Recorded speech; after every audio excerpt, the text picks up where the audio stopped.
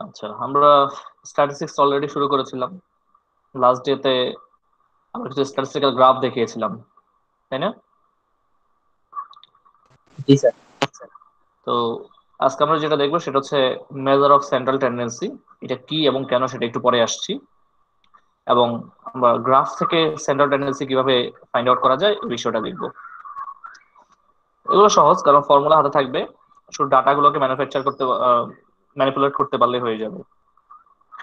তো চলো আমরা বই দেখি। আচ্ছা, তোমরা কি সবাই লেকচার শিট ডাউনলোড করেছো?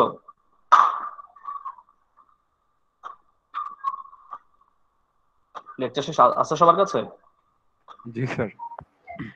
আচ্ছা, আজকে সর্বশেষ তোমাদের দুটো পিডিএফ দিয়েছে, এগুলো বেশি না, 5-6 পেজের। এই হচ্ছে তোমাদের সিলেবাসের শেষ অংশ। সেগুলো আমি অবশ্য দেখাবো আজকে তোমাদের। তো ঠিক আছে, আমরা পিডিএফ থেকে দেখি কি অবস্থা। আমরা প্রথমে যেটা করব সেটা হচ্ছে আমরা ফর্মুলাগুলো দেখব, তারপরে আমরা এক্সেল শিটে সেই ফর্মুলাগুলোর ম্যাথগুলো করব। সো আমরা 2 ফেজে ম্যাথ করব, 3 ফেজ অ্যাকচুয়ালি। এরপর আমরা কিছু গ্রাফ দেখব।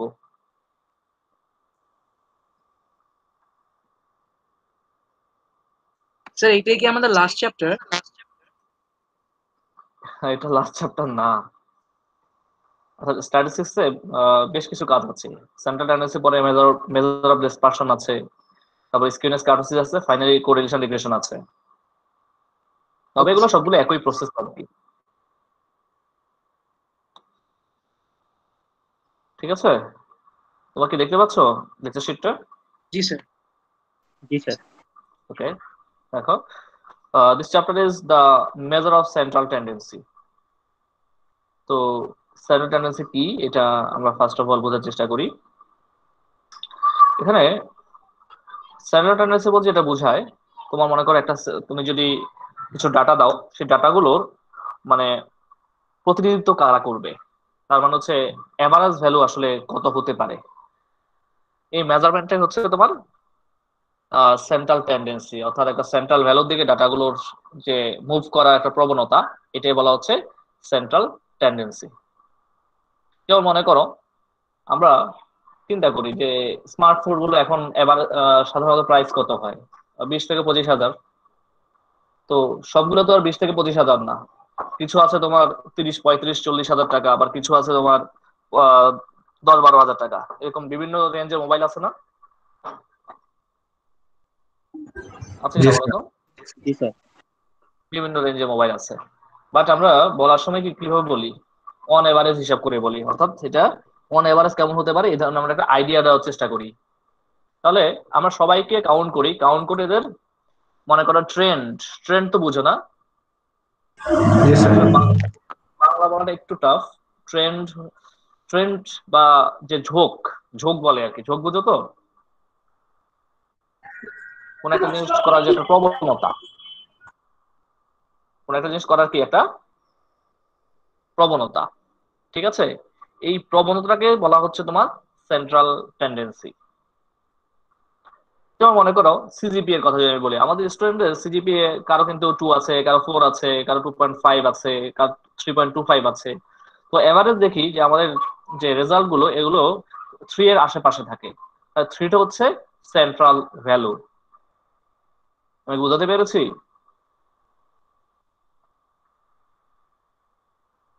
জি স্যার। হ্যালো, এটা হচ্ছে আমাদের জি স্যার। Central value. তো সেন্ট্রাল ভ্যালু অনেকভাবে মেজার করা যেতে পারে, এখানে বেশ কিছু মেজারমেন্ট আছে সেন্ট্রাল ভ্যালুর। প্রথম হচ্ছে মিন। মিন মিন হচ্ছে অ্যাভারেজ, তাই না? জি স্যার। আচ্ছা, নেক্সট হচ্ছে মড। মড হচ্ছে যেটা সবচেয়ে বেশি বার থাকে, তাকে বলা হয় মড। এটা আমরা জানি, তাই না? তারপর হচ্ছে মিডিয়ান। মিডিয়ান হচ্ছে ঠিক মধ্যবিন্দুতে কোন ভ্যালুটার অবস্থান, অর্থাৎ কোন ভ্যালুটা মধ্যবিন্দুতে অবস্থান করে। তাহলে মিন হচ্ছে অ্যাভারেজ, মড হচ্ছে কে সবচেয়ে বেশি আছে, এবং তোমার মিডিয়ান হচ্ছে মধ্যবিন্দুতে কোন ভ্যালুটা অবস্থান করে। বুঝতে পেরেছো? এটা প্রত্যেকে একটা সেন্ট্রাল ট্রেন্ড তোমাকে বুঝায়। ওকে, জি স্যার। আচ্ছা, এটা তো একটা ইস্যু গেল। আরেকটা ইস্যু হচ্ছে কখনো কখনো আমরা আমাদের প্রয়োজনের সাপেক্ষে তোমার মনে করো ডাটা সেটটাকে কিছু কিছু অংশে ডিভাইড করে ফেলি। যেমন মনে করো তোমরা কেউ কি এখনো পাবলিকেশনে কাজ করছো, মানে কোনো রিসার্চ আর্টিকেল এরকম কিছু?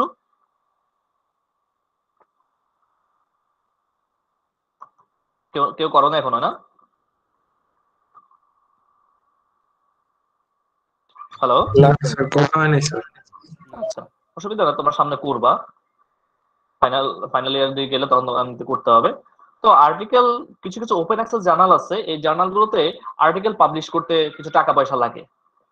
কিন্তু টাকা পয়সা লাগলেও এরা প্রত্যেক দেশের জন্য এক ধরনের কস্ট তারা অ্যাকচুয়ালি চার্জ করে না। তারা বিশ্বের ইনকামের ভিত্তিতে এটাকে বিভিন্ন ভাগে ভাগ করে ফেলে, মানে high income, low income, middle income, তারপর হচ্ছে লোয়ার মিডল ইনকাম। তাহলে তারা চারটা ভাগে যদি ভাগ করে ফেলে, চারটা ভাগে যদি ভাগ করে, তাহলে মনে করো তারা একদম খারাপ ইনকাম যাদের, এদেরকে রাখবে কোথায়? ফার্স্ট 25%-এ, তাই না? প্রথম চতুর্থাংশে। তারপরে এটা হচ্ছে লোয়ার ইনকাম, তারপর লোয়ার মিডল ইনকামকে রাখবে দ্বিতীয় চতুর্থাংশে, তারপরে তোমার মিডল ইনকাম রাখবে তৃতীয় চতুর্থাংশে, আর তোমার মনে করো যে হাই ইনকাম রাখবে একদম শেষ অংশে, তাই না? রাখবে কিনা? জি স্যার। তাহলে তারা চারটা ভাগে যখন ভাগ করবে, তখন তারা যদি তোমাকে জিজ্ঞেস করে যে লোয়ার মিডল ইনকামের রেঞ্জ সর্বোচ্চ কত, তখন তার মানে কি? লোয়ার মিডল ইনকাম মানে কি 50% পর্যন্ত না? জি স্যার। এই যে চারটা আমরা ভাগ করে ফেলেছি, এটা বলা হয় এক একটা কোয়ার্টাইল। চারটা ভাগে যে ভাগ করে ফেললাম, এটা কি বলা হচ্ছে? এক একটা কোয়ার্টাইল। কোয়ার্টাইল।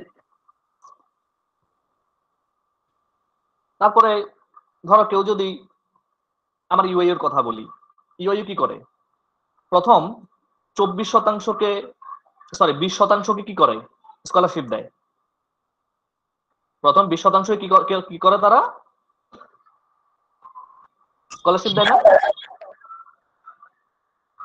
জি স্যার। হ্যালো। তার মানে তারা যদি স্কলারশিপ দেয়, তারা কিন্তু দেখবে যে শেষ 20% কারা। এখন শতাংশ হিসাব করলে আমরা যদি ধরি ডেসাইল, আমরা ধরছিলাম না প্রতি 10% এক ডেসাইল বলে? জি স্যার, 10%। রাইট। তাহলে শেষ 20% মানে কি? 9th ডেসাইল, 10th ডেসাইল, এটা না? জি স্যার। স্যার এটা পার্সেন্টাইলেও হবে না স্যার? হ্যাঁ, পার্সেন্টাইলে বলতে পারবা। 81 থেকে শুরু করে 100% পর্যন্ত, ওটাও বলা যাবে। অথবা 9th ডেসাইল, 10th ডেসাইল, এগুলো বলতে পারবা। অর্থাৎ আফটার 8 ডেসাইল যেগুলা, সেগুলা। ঠিক আছে? কারণ 80 পার্সেন্টাইল মানে কিন্তু হচ্ছে 8 ডেসাইল, একই কথা না? জি স্যার। জি স্যার। যেহেতু আমি শেষ 20% কে দিব, তার মানে 8 ডেসাইল পর্যন্ত আমি রিজেক্ট করবো, বাকিদেরকে আমি দিব। তাহলে আমার জানতে হবে না 8 ডেসাইল কারা। ঠিক আছে? জি স্যার। জি স্যার। এই মেজারমেন্ট গুলোর জন্য আমার কিছু লোকেশনের দরকার আছে, এদেরকে বলা সেন্ট্রাল লোকেশন। সেটা আমার রিকোয়ারমেন্ট অনুসারে আমরা ভাগ করে দিব। যেমন ধরো আমার এখানে মনে করো 4% কে দেওয়া হয় 100% ওয়েভার। কত পার্সেন্ট? 100%। 100% ওয়েভার দেওয়া হয় কত পার্সেন্ট স্টুডেন্টকে? 4%। 4%। তাহলে আমাকে এখানে ডিক্রিজিং অর্ডারে সাজাইতে হবে, সাজাইয়ে কি করতে হবে? 4% পর্যন্ত কাউন্ট করতে হবে না? জি স্যার। জি স্যার। তাহলে এক্ষেত্রে আমাকে পার্সেন্টেজ হিসাব করতে হচ্ছে না, শতাংশ? জি স্যার। তাহলে দেখো আমার রিকোয়ারমেন্ট অনুসারে আমার ডাটা সেটকে শতাংশে ভাগ, মনে করো পার্সেন্টাইলে ডিভাইড করতে হতে পারে, তারপরে ডেসাইলে ডিভাইড করতে হতে পারে, তারপরে কোয়ার্টাইল ডিভাইড করতে হতে পারে। তাহলে এইসব লোকেশন গুলো আমার লাগবে। আমি যদি বলি যে প্রথম 25% কতটুকু এরিয়া অকার করে বা কতটুকু ডাটা নেয়, তাহলে প্রথম চতুর্থাংশ মানে কি? 25% না? It's a first quartile. এই লোকেশন গুলো আমাদের লাগবে। মানে সবসময় তুমি just middle value, that means average count করবা, নাও হইতে পারে। আমরা ইউজার ডিফাইন্ড কিছু স্পেসিফিক লোকেশনও ফাইন্ড আউট করার চেষ্টা করব।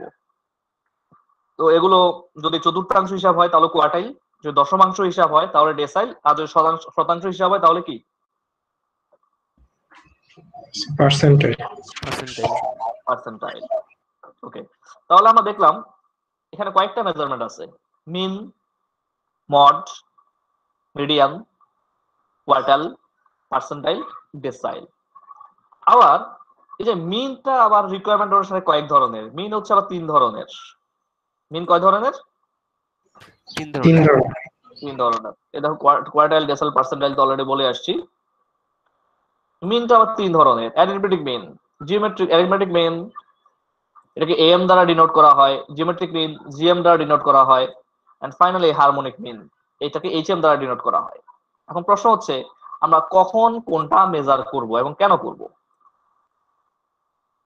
যদি ডাটাগুলো যদি ইউজুয়াল হয়, অর্থাৎ এক্সট্রিমিটি না থাকে, এক্সট্রিম মানে কি হঠাৎ করে খুব বেড়ে যাওয়া বা হঠাৎ করে খুব কমে যাওয়া, এগুলো এক্সট্রিম না? জি স্যার। এ ধরনের যদি কোনো এক্সট্রিমিটি না থাকে, অর্থাৎ ইউজুয়াল ডাটা হয়, তখন আমরা অ্যারিথমেটিক মিন ইউজ করি। যেমন টাকার হিসাব করতে আমরা অ্যারিথমেটিক মিন ইউজ করি, তারপরে কোনো কিছু ভাগ বাটোয়ারা করতে আমরা অ্যারিথমেটিক মিন হিসাব করি। সো এক্সট্রিমিটি না থাকলে আমরা অ্যারিথমেটিক মিন ইউজ করে থাকি। বুঝতে পেরেছো? জি স্যার। যেমন মনে করো আমরা তোমাদের সিজিপি হিসাব করি, তোমাদের সিজিপি তে এক্সট্রিম তো কিছু হওয়ার কোনো সুযোগ নাই, সেই তো 1 থেকে 4 এর মধ্যে, তাই না? জি নাকি? স্যার। স্যার মানে হচ্ছে ফিক্সড রেঞ্জ স্যার। হ্যাঁ, ফিক্সড রেঞ্জ, এলোমেলো কোনো ভ্যালু নাই, হঠাৎ করে এটা উঠানামাও করবে না, এরকম। সেক্ষেত্রে অ্যারিথমেটিক মিন ইউজ করা হয়, যেটাকে বাংলায় বলা হয় গাণিতিক গড়। যদি ডাটা ভ্যালুগুলো যে এলোমেলো হয় এবং যদি এক্সট্রিমিটি পাওয়া যায়, হঠাৎ করে এটা বেড়ে যাচ্ছে, হঠাৎ করে কমে যাচ্ছে, এরকম যদি কোনো ডাটা ভ্যালু পাওয়া যায়, অ্যারিথমেটিক মিন দিয়ে আসলে ভালো মেজারমেন্ট পাওয়া যায় না, তখন আমাদের ইউজ করতে হয় জিওমেট্রিক মিন। আর যদি কোনো ডাটা ভ্যালুস তোমার তোমার মনে করো রেশিও বা পার্সেন্টেজ বা ফ্র্যাকশন আকারে দেওয়া হয়, তাহলে হারমোনিক মিন ইউজ করতে হয়। আবার বলতেছি, রেশিও, প্রপোর্শন বা পার্সেন্টেজ এইভাবে যদি কোনো ডাটা দেওয়া হয়, তাদের কিভাবে প্রকাশ করতে হবে? Harmonic mean. Sir harmonic mean. Geometric মিনের একটা এক্সাম্পল দিবেন স্যার? জিওমেট্রিক মিন হ্যাঁ স্যার, ওটা একটু এক্সাম্পল দিবেন, লাইক কিরকম ভাবে মেজার করবো, লাইক কোন সিচুয়েশনে? লাইক ধরো আমাদের ইনকামের কথা বলি, বাংলাদেশে কিন্তু কারো কারো ইনকাম মান্থলি 1 কোর আছে, আবার কারো দেখবা 3-4 হাজারও আছে। এদের মধ্যে এভারেজ তুমি কিভাবে করবা? কোনো ম্যাচিং আছে? না স্যার। এই ধরনের ডাটা সেট গুলোই এটা মেজার করতে হয়। সো নন ইউনিফর্ম ডাটা সেটের ক্ষেত্রে তোমার জিওমেট্রিক মিন ইউজ করতে হবে। ঠিক আছে? বুঝতে পেরেছো? জি স্যার। এই হচ্ছে অবস্থা আর কি। তো আমরা অবশ্য প্রত্যেক একটা এক্সাম্পল দিয়ে সবগুলোই ক্লিয়ার করে দিব, ভয় পাওয়ার কোনো কারণ নাই। এখন কোনটা কিভাবে মেজার করতে হয় আমরা এখন সেটা দেখব। তো চলো ফার্স্ট আমরা অ্যারিথমেটিক মিন দেখি। দেখো, আমরা বলেছিলাম যখন আমরা ট্যাবলটা স্টাডি করেছি যে পুরো পুরো একটা ক্লাস বা পুরো একটা মানে ইন্টারভাল আমরা ইউজ করতে পারি না, তার বদলে আমাদের কি ইউজ করতে হয়? ইউজ করতে বলো তো, তার একটা মিডল ভ্যালুকে আমরা ইউজ করি না, তাকে আমরা ক্লাস মার্ক বলেছিলাম, মনে আছে? তাকে আমরা কি বলেছিলাম? Class class mark. আর তাকে কি দিয়ে প্রকাশ করেছিলাম? এক্সআই। কি দিয়ে প্রকাশ করেছেন তাকে? এক্সাইজ। এক্সআই দ্বারা। এটা হচ্ছে এক্সআই।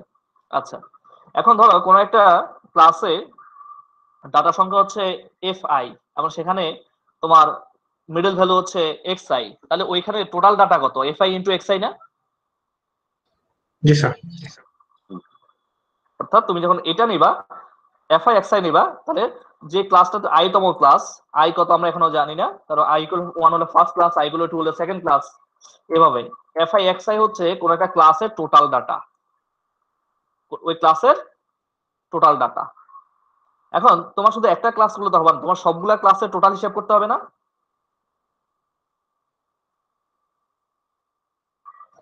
জি স্যার। সবগুলা ক্লাসের টোটাল হিসাব করলে কি হবে? সাম অফ এফআই হবে না? Sum of FI XI. জি স্যার। যখন আমরা সাম অফ এফআই এক্সআই করব তখন আমরা গ্র্যান্ড টোটাল পেয়ে যাব। গ্র্যান্ড টোটাল তো বুঝে মনে হয় সর্বমোট, ঠিক আছে? তো গ্র্যান্ড টোটাল পেয়ে গেলে আমার টোটাল ফ্রিকোয়েন্সি দিয়ে ভাগ করে দিলে আমি এভারেজ পেয়ে যাব না? এটা টোটাল ফ্রিকোয়েন্সি, এই এটা টোটাল ফ্রিকোয়েন্সি না সাম অফ এফআই?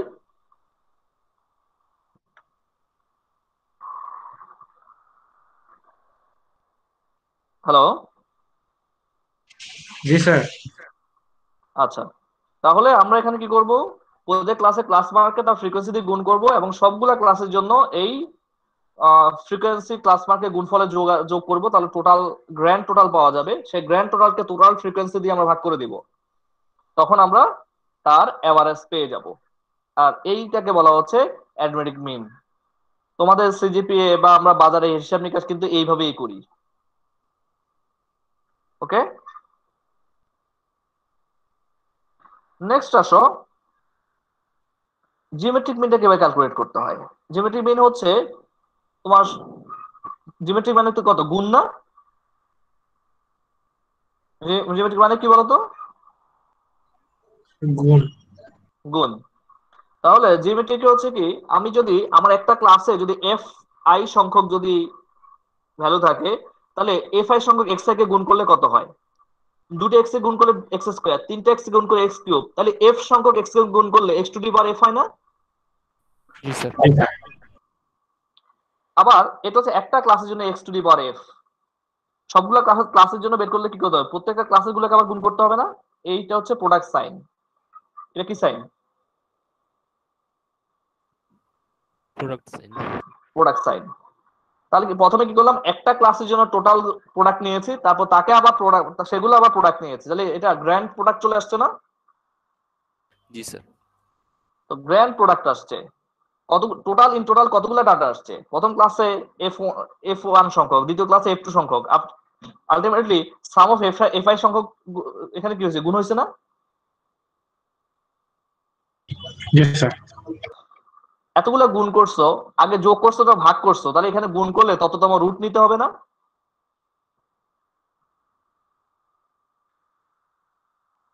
যোগ করলে ভাগ করছি, তাহলে গুণ করলে কি নেবো, রুট নিব না?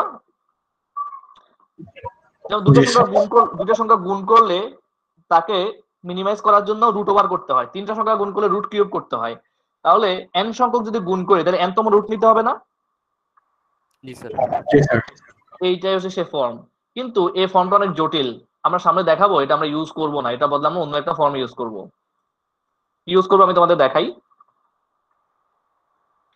এখানের মধ্যে আমি যদি তোমার ধরো, আমি এটা তো যদি এটাকে আমি জি ধরি, আমি যদি এখানে লগ দিয়ে নিই তাহলে কি হয়? Log G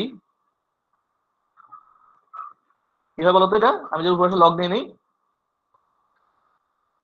log G, log G equal to কি, কোফিশিয়েন্টটা কি, পাওয়ারটা কোফিশিয়েন্ট চলে আসবে না? আইটা লিখতেছি না, আমি একটু শর্টকাট লিখতেছি আর কি। তারপর হচ্ছে log of product of x I, আচ্ছা আই লিখতেছি না, just x two the power F, এটাই তো না? এখন আমরা যেটা জানি, লগের ক্ষেত্রে কি গুণ মানে যোগ না? জি স্যার। জি স্যার। তাহলে আমরা কি করব, এখন এটা সাম হয়ে যাবে, সাম তোমার log x two the power F, অর্থাৎ লগটা যখন ইনসার্ট হয়ে যাবে তখন সেটা যোগ, গুণটা এরকম হয়ে যাবে, ঠিক আছে? এখন মনে করো আবার এক্সটা কি হয়ে যাবে, এখানের মধ্যে এখন এরকম হবে F log X, F log X না? জি স্যার। কোফিশিয়েন্ট। Sum of F. কিন্তু এখন বিষয় হচ্ছে আমার তো জি দরকার, জি করতে হলে আমাকে এটার সাথে অ্যান্টিলগ দিতে হবে না? দেখছো অ্যান্টিলগ, বুঝতে পারছো? জি স্যার। দ্যাট মিনস এখন সুবিধা হচ্ছে কি, লগ এক্স খুব ছোট একটা সংখ্যা, তার সাথে এফ গুণগুলো ছোট একটা সংখ্যা হবে, এই ছোট সংখ্যাকে ইজিলি যোগ করা যাবে, তাকে সাম এফ দিয়ে ভাগ করে দেওয়া যাবে। সাম অফ এফ দ্বারা ভাগ করে দেওয়া যাবে। সো এই ফরম্যাট অনেক ইজি হবে, বুঝতে পেরেছো? জি স্যার। এখন এখানে একটা কথা আছে, অ্যান্টিলগটা তুমি কিভাবে ইউজ করবা। দেখো সাধারণত যেটা হয়, লগ বি বেস এক্স, এটার ইনভার্স, এটার অ্যান্টিলগ হচ্ছে B to the power X. এটা অ্যান্টিলগ কত? B to the power B to X. The power X. আর যখন লগ এর কোনো বেস লেখা হয় না, তখন মূলত এটা 10 বেস এক্স। লগের যদি কোনো বেস তোমাকে না দেয়, সেটা আসলে কত কত বেস বলো তো? 10 বেস। তাহলে 10। এটা ইনভার্স কত? 10 টু দি পাওয়ার এক্স না? জি স্যার। তার মানে হচ্ছে এটা অ্যান্টিলগ মানে হচ্ছে 10 টু দি পাওয়ার দিস। অ্যান্টিলগ মানে কি? 10 to the power within the bracket যা আছে তা। ব্যাপারটা বুঝতে পারছো? অ্যান্টিলগ তো এক্স তো আর অ্যান্টিলগ বুঝে না, তাকে এভাবে লিখে দিতে হবে ইনভার্স হিসাব করে, 10 to the power within bracket যা আছে তা। ঠিক আছে? তাহলে আমরা প্রথমে এগুলো ক্যালকুলেট করব, তারপরে 10 টু দি পাওয়ার এটা লিখে দিব। এভাবেই জিওমেট্রি মিন ফাইন্ড আউট করা যায়। বুঝতে পেরেছো? জি স্যার। জি স্যার। আচ্ছা, নেক্সট হচ্ছে হারমোনিক মিন। এটা বাংলা হচ্ছে উল্টন গড়। এটা এটা হচ্ছে actually inverse of sum of inverses. Harmonic মিনের মিনিংটা একটু লিখে নিলে ভালো হয়। Inverse of average of inverses. আবার বলতেছি, inverse of average of inverses. কেউ লিখতে পারছো? জি স্যার লিখছি। বলো তো কি বলছি? Inverse of average of inverses. Very good. তাহলে এটা কিভাবে নির্ণয় করব? Inverse of average of inverses. তাহলে আগে আমরা এভারেজের ইনভার্স করি, তারপর সেটা ইনভার্স নিব। কি বলো? দেখো, আমি যদি ইনভার্স চিন্তা করি, প্রতিটাকে এক্স আই কে আমি এভাবে লিখতে পারি না? ইনভার্স নিয়ে নিলাম না? জি স্যার। এটা একটা মাত্র ভ্যালু, কিন্তু পুরা সেট, পুরা তোমার যদি ইয়ে হিসাব করতে হয়, ক্লাস হিসাব করতে হয়, তাহলে এভাবে করতে হবে না? কারণ একটা এলিমেন্টের জন্য 1/xi, কিন্তু সেখানে fi সংখ্যক এলিমেন্ট আছে, তাহলে কত হবে? 1/xi ইনটু fi হবে না? জি স্যার। এটাকে যদি আমি সাম আকারে নিয়ে নেই, তাহলে টোটাল ইনভার্সটা পেয়ে যাব না? পাবো কিনা? জি স্যার। এবং সেটাকে যদি আমি টোটাল ফ্রিকোয়েন্সিতে ভাগ করি, তাহলে ইনভার্সের এভারেজ চলে আসবে না?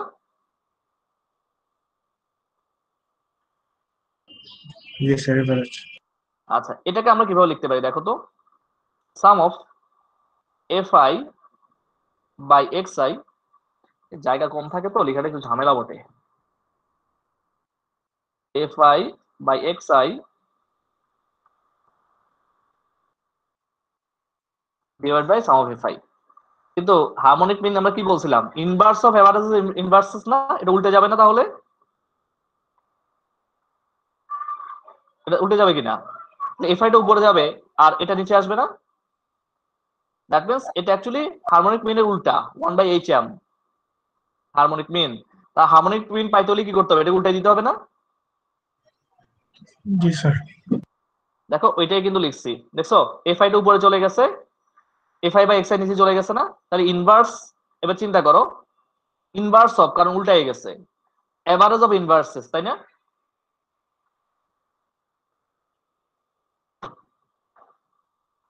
বুঝতে পেরেছো? জি স্যার।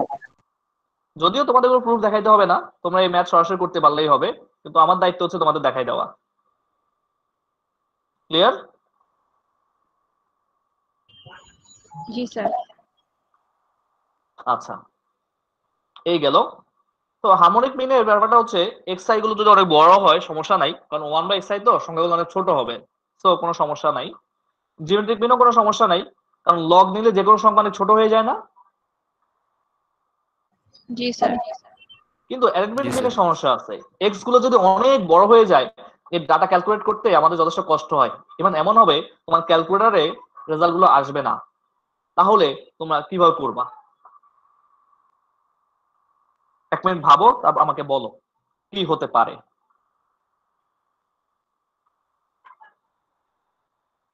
স্যার উপরে নিচে বড় একটা সংখ্যা দিয়ে ভাগ দিয়ে দিলে। Very good, this is called scaling. আমরা একটা সংখ্যা দিয়ে ভাগ করে প্রথমে আমরা এটা কি করব, এভারেজটা করে ফেলবো, কিন্তু যেহেতু ভাগটা আমরা নিজে নিজে করছি, এভারেজ বের করার পরে আবার উল্টা সংখ্যা দিয়ে গুণ করে দিয়ে মিলিয়ে দিব।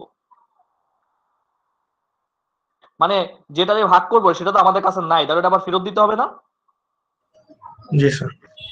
তখন আমরা কি করব, ওটা এটাকে দিয়ে আবার গুণ সেই দিয়ে সংখ্যা দিয়ে গুণ করে দিব। এটা একটা ভালো কথা বলছো। তবে আমরা এখানে আরো আরো সামনে আগাই, সেটা হচ্ছে আমরা এই যে এক্স আইটা হচ্ছে আমার চলক, এটাকে আমরা মাঝামাঝি কোনো একটা সংখ্যা বিয়োগ করি, বিয়োগ করলে কিছু পজিটিভ কিছু নেগেটিভ হয়। এখন তুমি বলবা স্যার কিছু পজিটিভ কিছু নেগেটিভ হলে সুবিধা কি? সুবিধা হচ্ছে যোগফলটা অনেক ছোট হবে। কিছু পজিটিভ কিছু নেগেটিভ হলে যোগফলটা অনেক ছোট হবে না? জি স্যার। কারণ সব পজিটিভ হলে সংখ্যাটা অনেক বড় হবে, সব নেগেটিভ হলে সংখ্যাটা অনেক বড় হবে, কিন্তু কিছু পজিটিভ কিছু নেগেটিভ হলে সংখ্যাটা তুলনামূলক ছোট হয়ে যাবে। এটা হচ্ছে আমাদের সুবিধা। এবং এরপরে তুমি যে কথাটা বলছো, আমরা একটা সংখ্যা দিয়ে সবাইকে ভাগ করে দেব, তাহলে সংখ্যাটা আরো ছোট হয়ে যাবে, যাবে না? জি স্যার। আচ্ছা, এইভাবে আমরা এটাকে মনে করো যে হিসাব করে নিব। এটা তো আমরা করতে পারি, আমরা ইউআই তে ট্রান্সফার করব। এটাকে আমি করতে পারলে দেখো, আমি এখানে লিখতে পারি যে x I equal to a plus UH লেখা যায় না, ইউআইএইচ। এখন আমার প্রশ্ন হচ্ছে এ কে ইউএইচ কে, এটার প্রশ্ন জাগে না? জি স্যার। আচ্ছা, সেটা প্রশ্ন পরে আসছি। দুই পাশে যদি আমরা সাম করে দিই তাহলে কি হবে? ও এফ আই গুণ করতে হবে। এফ আই যদি তুমি ওই পাশে গুণ করো, টোটাল সাম যদি তুমি হিসাব করো, এটা দেখানো যায় যে আমরা যদি এখানে হিসাব করি তাহলে এখানে লেখা যাবে যে এক্স বার, অ্যারিথমেটিক ব্যাংকে এক্স বার লেখা হয় যে x bar equal to a plus u bar h. A plus u bar h মানে হচ্ছে, তাহলে এবার ইউ এবার বের করতে হবে এভাবে।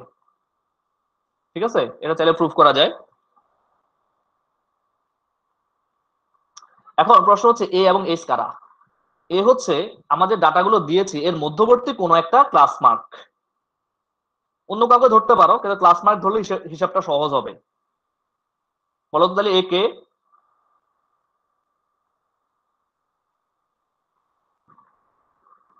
হোয়াট ইজ এ?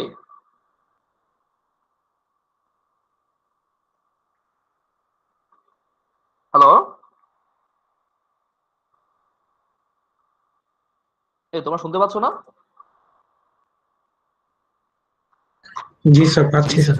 এটা কি? স্যার আবার একটু বলুন স্যার, ধরতে পারিনি। আচ্ছা, এটা হচ্ছে আমরা যে ডাটা সেটটা তোমাকে দিব, সেটা অনেকগুলা ক্লাস মার্ক থাকবে না? ওদের ক্লাসের জন্য একটা করে ক্লাস মার্ক তো থাকবেই, জি স্যার। থাকে কথা না? তাহলে যদি একটা করে ক্লাস মার্ক থাকে, তাহলে তুমি মাঝামাঝি একটা ক্লাস মার্ক ধরতে পারো না? জি স্যার। ঠিক আছে, তবে এটা তোমার ইচ্ছা, তুমি একটু মাঝামাঝি কোনটা ধরবা, সেটা নিয়ে কোনো বাধ্যবাধকতা নাই। তবে মাঝামাঝি একটা ক্লাস মার্ক হচ্ছে এ, আর এইচ হচ্ছে সুবিধাজনক একটা স্কেল। তবে আমাদের সুবিধার জন্য আমরা আমাদের ক্লাস সাইজটাকে এইচ কাউন্ট করি। তাহলে এখানে এইচ হচ্ছে আমাদের জন্য ক্লাস সাইজ। বুঝতে পেরেছো? জি স্যার। জি স্যার। আচ্ছা, তাহলে বুঝতে পেরেছো এটাকে প্রথমে এক্সটাকে এইচ এ ইউ তে কনভার্ট করতে হবে। প্রতিটা প্রতিটা ক্লাস মার্কের জন্যই তাকে এ দিয়ে বিয়োগ করে এইচ দিয়ে ভাগ করতে হবে। এ হচ্ছে মাঝামাঝি একটা ক্লাস মার্ক, আর এইচ হচ্ছে ক্লাস সাইজ। ইউ যখন পেয়ে যাব, তখন এফ তোমার এই যে এখানে যে ক্যালকুলেশনটা আমরা এক্স এর জন্য করছি সেটা ইউ এর জন্য করব। তারপরে যেহেতু আমরা এ বিয়োগ করছি এবং এইচ দ্বারা ভাগ করছি, তাহলে উল্টা এইচ গুণ হবে এ যোগ হবে, এই যে এরকম। বুঝতে পারছো? জি স্যার। আচ্ছা, এখন করতে পারবা?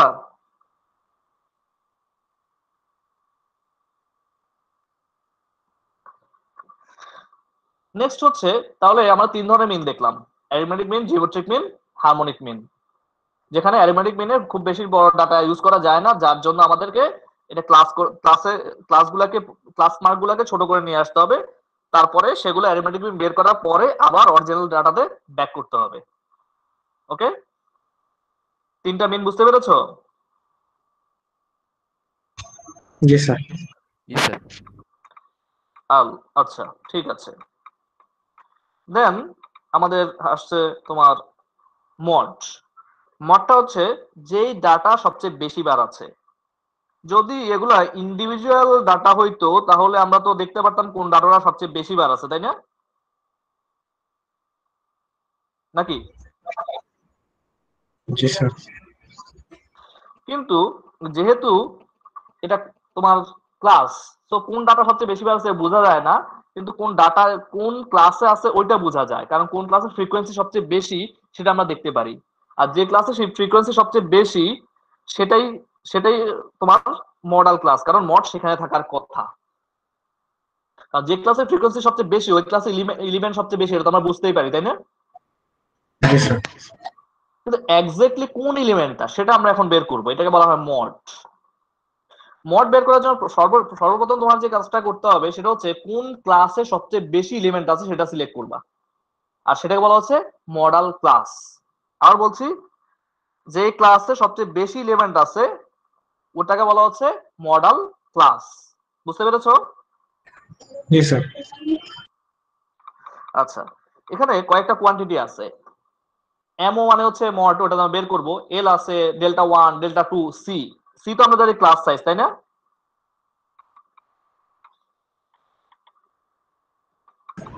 জি স্যার। তাহলে আমাদের কি কি লাগবে আর?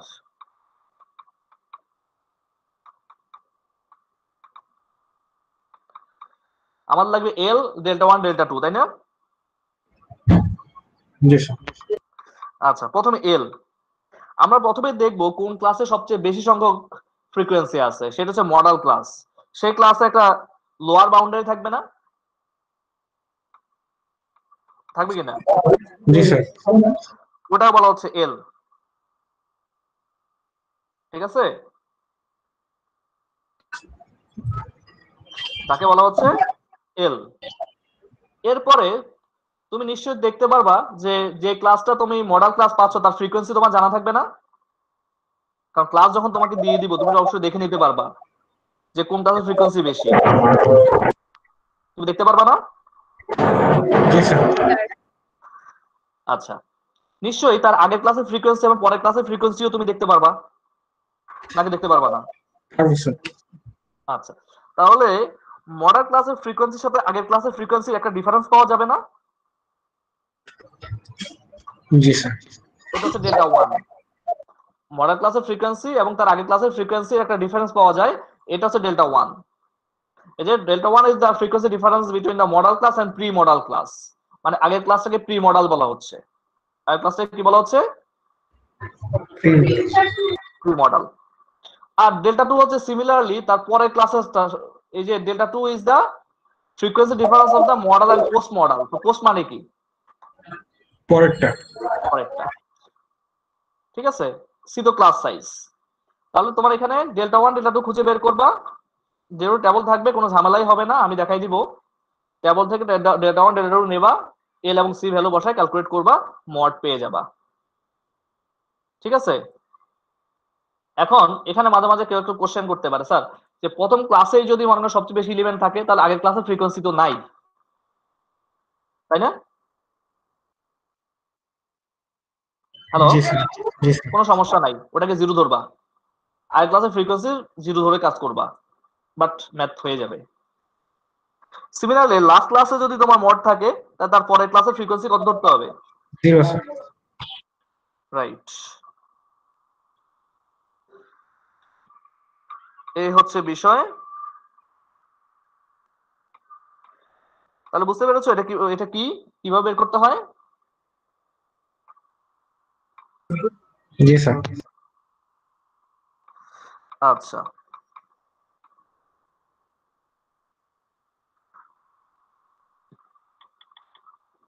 তো চলো এরপরে আমাদের বিষয় হচ্ছে মিডিয়ান। মিডিয়ানটা কি?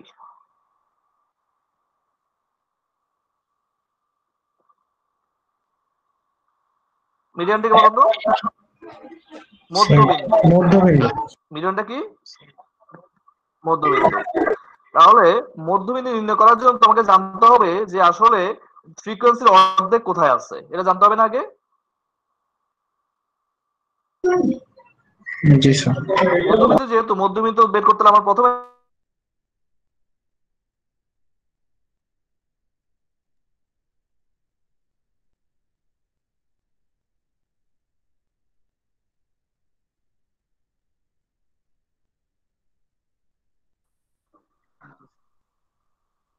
তাহলে এই মধ্যবিন্দু হচ্ছে n/2, যেখানে n হচ্ছে টোটাল ফ্রিকোয়েন্সি।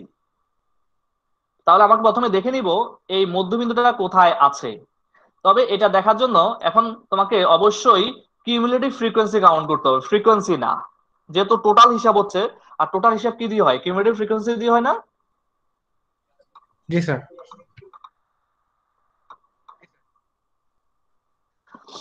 আচ্ছা, তাহলে আমরা দেখে নেব যে n/2, কারণ অর্ধেক অর্ধেক হচ্ছে n/2, n/2 তম ফ্রিকোয়েন্সি কোন ঘরে আছে বা কোন ক্লাসে আছে। তো যে ক্লাসে n/2 ফ্রিকোয়েন্সি থাকবে সেই ক্লাসটাকে আমরা বলবো মিডিয়ান ক্লাস। কারণ আগে যে ক্লাসের ফ্রিকোয়েন্সি সবচেয়ে বেশি ছিল ওটা ছিল তোমার ইন্ডিভিজুয়াল ফ্রিকোয়েন্সি, আর এখন হচ্ছে কিউমুলেটিভ ফ্রিকোয়েন্সি। তো যে ক্লাসের ফ্রিকোয়েন্সি সবচেয়ে বেশি ছিল তাকে আমরা বলেছিলাম মডাল ক্লাস, আর যে ক্লাসের ফ্রিকোয়েন্সি অর্ধেক তাকে আমরা কি বলতেছি? কি বলতেছি? Median class. Median class. ঠিক আছে। আচ্ছা, তো যখন তুমি মিডিয়ান ক্লাসটা পাবা, মিডিয়ান ক্লাসের একটা লোয়ার লিমিট পাওয়া যাবে না? জি স্যার। যাবে কিনা? সেটা হচ্ছে এল। যে লোয়ার লিমিটটা পাওয়া যাবে সেটা হচ্ছে কি? এল। এল। ঠিক আছে। আচ্ছা, দেখো এম হচ্ছে ফ্রিকোয়েন্সি, তোমার মিডিয়ান ক্লাসের বোঝাচ্ছে। তাহলে এই m-1 মানে কি বলতো? স্যার প্রি আগের class. Good, pre median class, very good. তাহলে ক্যাপিটাল এফ মানে হচ্ছে কিউমুলেটিভ ফ্রিকোয়েন্সি, তাহলে ক্যাপিটাল এফ m-1 মানে হচ্ছে তোমার প্রি মিডিয়ান ক্লাসের কিউমুলেটিভ ফ্রিকোয়েন্সি। প্রি মিডিয়ান ক্লাসের cumulative frequency, look at this. আর এফ এম, স্মল এফ মানে কি? স্মল এফ মানে হচ্ছে ফ্রিকোয়েন্সি, আর যেহেতু এম তারপরে মিডিয়াম ক্লাসের, তাহলে F M is the, F এমটা কার ফ্রিকোয়েন্সি? Median class. এখানে প্লেনের ফ্রিকোয়েন্সি। মিডিয়াম ক্লাসের ফ্রিকোয়েন্সি। আর সি তো ক্লাস সাইজ আমরা জানি, জানি না? জি স্যার। জি স্যার। জাস্ট এই ভ্যালুগুলো ইনসার্ট করে দিবা, রেজাল্ট পেয়ে যাবা। খুব একটা ঝামেলা কিছু নাই, এক্সাম্পল দেখালেই বুঝতে পারবা। এটা দিয়ে আমরা বুঝতে পারবো যে ঠিক মধ্যবিন্দুতে কোন ভ্যালুটা আছে। ঠিক আছে। তো চলো এরপরে আমরা কি, আমরা তো মিডিয়ানের পরে জানি কি কোয়ার্টাইল, ডেসাইল, পার্সেন্টাইল, এগুলো আমরা ফাইন্ড আউট করবো না?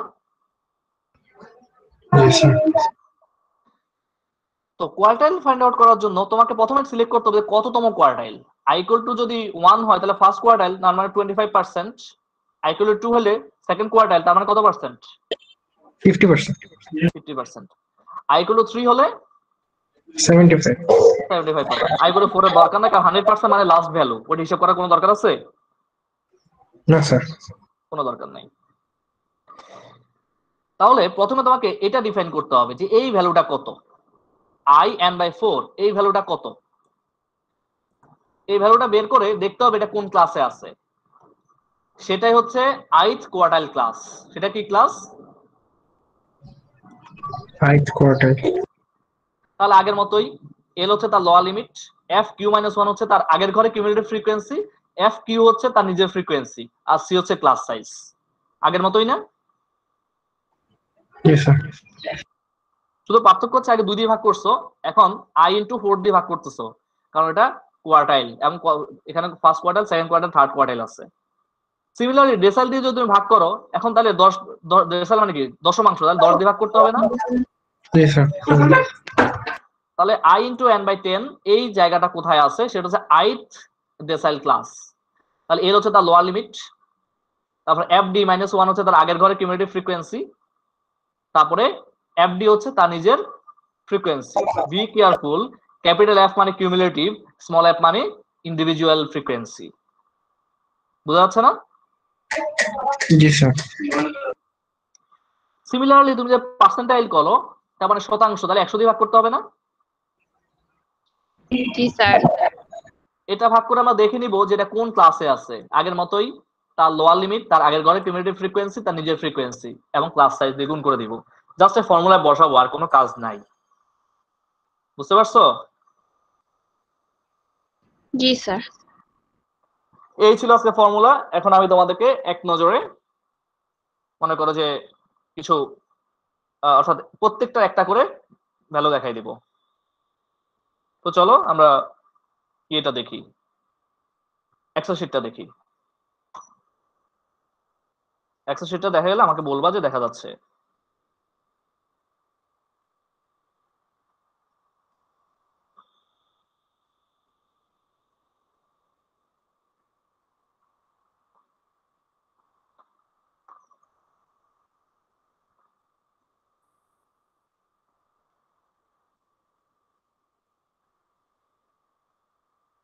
দেখা যাচ্ছে?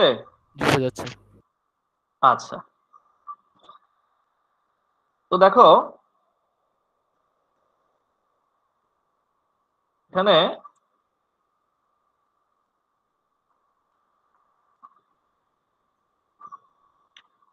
প্রথমত আমাদেরকে কয়েকটা ঘর চিনতে হবে। এটা ক্লাস মার্ক, রাইট? হুম, এটা ক্লাস মার্ক না? জি স্যার। এটা কি ফ্রিকোয়েন্সি না? আর এটা কি কিউমুলেটিভ ফ্রিকোয়েন্সি কিনা? জি স্যার। একটু কথা বললে ভালো হয়। এই তিনটা ঘর আমাদের জন্য এখন ইম্পর্টেন্ট। তো এগুলাকে আমরা একটু কালার দিয়ে রাখি, যে তিনটা ঘর আমার জন্য ইম্পর্টেন্ট। আচ্ছা, তো নেক্সট যেটা লাগবে, আমাদের অ্যারিথমেটিক মিন বের করতে কি করতে হবে? এফএক্স গুণ করতে হবে না? জি স্যার। জি স্যার। আচ্ছা, এফএক্স কিভাবে গুণ করা যাবে? এক্সেল তোমরা গুণ করতে জানো? স্যার উপরে ওই লিখলে ইকুয়েশন লিখতে হয়। হুম, এনিওয়ে ইকুয়েশন আমি অত কঠিন ভাবে লিখতে চাই না, এটা কারো সহজ ভাবে করা যায়। দেখো আমি এগুলো ধরো মুছে দিলাম। সিম্পলি আমি এখানে লোকেশন, আমি ইকুয়েশন লিখবো না, দিস এফ ইন্টু এক্স, তাহলে এফ সিলেক্ট করলাম, ইন্টু দিলাম, এক্স সিলেক্ট করলাম, চলে আসছে না? জি স্যার। আসছে? তাহলে একটা মাত্র ঘর আমরা মেজার করব, একটা তো মেজার করতে পারবো। দেখো আমি এটাকে কপি করে জাস্ট ঘরগুলো সিলেক্ট করে এন্টার দিচ্ছি, সবগুলো চলে আসছে কিনা? জি স্যার। তাহলে খুবই সহজ। একটাতে জাস্ট তুমি এই যে দেখো, ইভেন তোমাকে তুমি যখন ক্লিক করবে দেখাই দিবে তুমি কোন কোন ঘর নিচ্ছ। তাহলে এরপরে তুমি এই ঘরটাকে কপি করে বাকিগুলোতে পেস্ট করে দিলে চলে আসবে। আর এরপরে এখানে সাম করতে হবে। সামের জন্য একটা ফর্মুলা লাগবে। এস এস ইউ লেখা মাত্র তোমাকে সে বলবে, তুমি সামে ক্লিক করবা, দেখতে পাচ্ছ আমি ক্লিক করছি, সে নাম্বারগুলো চাচ্ছে না? নাম্বারগুলো চাচ্ছে, তাই না? তাহলে লিখতে অনেক সময় লাগবে। Don't do this, just select করো, এন্টার দাও, আসছে? জি স্যার। দেখো এখানের মধ্যে সবগুলো কিন্তু তুমি ক্লিক করা মাত্র তোমার কোড দেখাবে। তো যেহেতু এটা দিয়ে দিয়েছে, তোমার ক্লিক করে করে দেখবা, ঠিক আছে? তারপরে আমার অ্যারিথমেটিক বের করা দরকার। তো অ্যারিথমেটিক মিন আমি কি জানি? Sum of F X divide by sum of F, না দেখাচ্ছে না? জি স্যার। দেখো ইভেন কালার কোডে দেখাচ্ছে যে ব্লু, ব্লু হচ্ছে টোটাল এফএক্স, আর রেড, রেড হচ্ছে কি টোটাল ফ্রিকোয়েন্সি না? জি স্যার। এটাও দেখাবে। নেক্সট হচ্ছে, এটা আমি ডিরেক্টলি ক্যালকুলেট করেছি অ্যারিথমেটিক মিন, কত আসছে? 64.8 আসছে না? জি স্যার। তো চলো এখন আমরা যে শর্টকাটে করতে চাই, আমাকে একটা ইউ নির্ণয় করতে হবে। ইউ সমান আমি কি জানি? X minus a by h, যেখানে এ আমি বলেছিলাম আমি ক্লাস মার্কের মধ্যে একটা ধরে দিব, যেটা এটাকে এ ধরে নিছি, কত? 63.5। আর এইচ ইকুয়াল টু 4 ধরছি, কারণ আমার ক্লাস সাইজ ছিল 4। তা দেখো এই যে প্রতিটা ক্লাস মার্ক থেকে, তোমার ব্লু দ্বারা ক্লাস মার্ক বোঝাচ্ছে, প্রতিটা ক্লাস মার্ক থেকে 4 বিয়োগ করতে, সরি 63.5 বিয়োগ করতেছি, আর 4 দ্বারা কি করতেছি? ভাগ ভাগ করতেছি। তাহলে আমি এখানের মধ্যে সবগুলো ইউ পেয়ে গেলাম। তারপর আমাকে এফ ইউ করতে হবে, তাহলে এফ ইন্টু ইউ না? দেখো তো জি স্যার। এফইউটা করলাম, তারপর সবগুলো এফইউ নিয়ে আসছি, আবার দেখো এফইউ এই টোটাল এফইউ সাম, তাই না? তাহলে এটা হচ্ছে টোটাল এফইউ সাম, এটা ইন্টিগ্রেট করতে হবে, সরি ইন্টিগ্রেট না, সাম করতে হবে। আমরা জানি সাম হচ্ছে কি a plus H into sum of FU divide by sum of F. ওই যে ফর্মুলা শিটটা দেখবা, ঠিক আছে?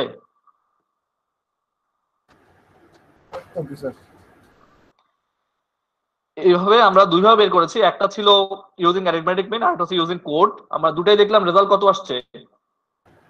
64.8। 64.8। নেক্সট হচ্ছে জিওমেট্রিক মিন। জিওমেট্রিক মিন জন্য আমার কি করতে হবে? Anti log of sum of f i log x i divide by sum of f i. আবার খেয়াল করো, anti log of sum of f i log x i divide by sum of f i. তাহলে আমার প্রথমে log x i log calculate করতে হবে। Log calculate করার উপায়টা দেখো। এখন তোমার ধরো তোমার কাছে নাই ভ্যালুগুলো, তাহলে তুমি কিভাবে ক্যালকুলেট করবা? এটা প্রশ্ন জাগে না? ইকুয়াল টু তুমি এল লেখা মাত্র তোমাকে লগ সাজেস্ট করবে, আর আমরা লগ 10 নিব। আমরা কত নিব? সাজেস্ট করা শুরু করছে না? লগ 10 নেব। জি স্যার। আমরা লগ 10 নিলাম, এখন সে নাম্বার চায়। আমার নাম্বার তো লিখবো না, আমরা এই লোকেশন দেখাই দিব। লোকেশন দেখাই দিলাম না? ঠিক আছে, জি স্যার। এন্টার দাও, রেজাল্ট চলে আসছে। এটাকে কপি করো, বাকি 4টা ঘরে এটাকে পেস্ট করে দাও। আসছে না? ঠিক আছে। জি স্যার। হাতে করতে তোমার ক্যালকুলেটর হিসেব করতে হবে লগ এক্স আই, মানে লগ অফ 55.5, লগ অফ 59.5 তোমাকে ক্যালকুলেটর করতে হবে। তারপরে লগের সাথে এফ গুণ করো। দেখো লগ এক্স এর সাথে এফ গুণ করছি, দেখাচ্ছে না? ব্লু ইন্টু রেড, ব্লু হচ্ছে ফ্রিকোয়েন্সি আর রেড হচ্ছে লগ এক্স। ঠিক আছে। জি স্যার। হ্যালো, জি sir.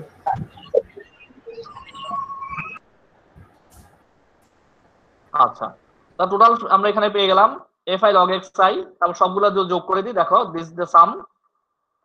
F i log x I যোগ করেছি। এখন তোমার এখানে দেখো 10 টু দি পাওয়ার, দেখছো 10 টু দি পাওয়ার লিখছি না এখানে? জি স্যার। 10 টু দি পাওয়ার কি? 10 to the power sum of f i log x i divide by sum of f i. ঠিক আছে। জি স্যার। জাস্ট ফর্মুলা অনুসারে ভ্যালুগুলো এখানে ইনপুট দিয়ে দিলাম। এখানে রেজাল্ট পেয়েছি কত? 64.6। কত পেয়েছি বলো তো?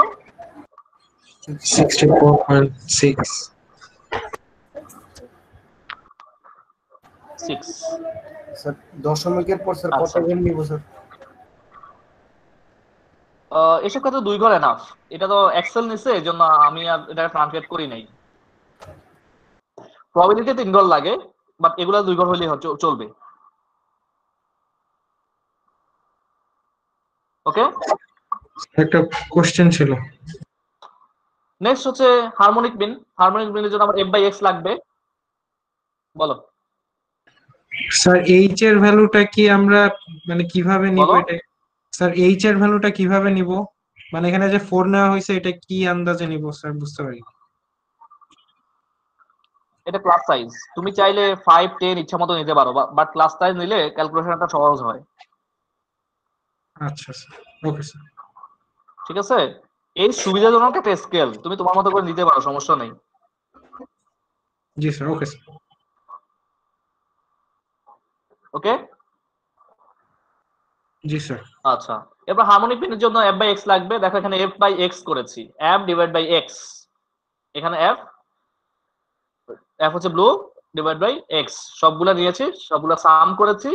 তারপর এখানে হচ্ছে sum of F by X divide by sum of F. Just formula apply করেছি। সো ফর্মুলাতে যা যা দরকার তা তা করতে হবে আর কি। বুঝতে পেরেছো? জি স্যার। ওকে। নেক্সট আমাদের কি লাগবে? মড লাগবে না? এগুলাকে আগের ঘরে ফিরিয়ে দিই। আমাদের কি লাগবে সবার আগে এখন দেখতে হবে কোন ঘরে ফ্রিকোয়েন্সি সবচেয়ে বেশি, সেটা হচ্ছে মডেল ক্লাস। দেখো তো 14 এর ফ্রিকোয়েন্সি সবচেয়ে বেশি না?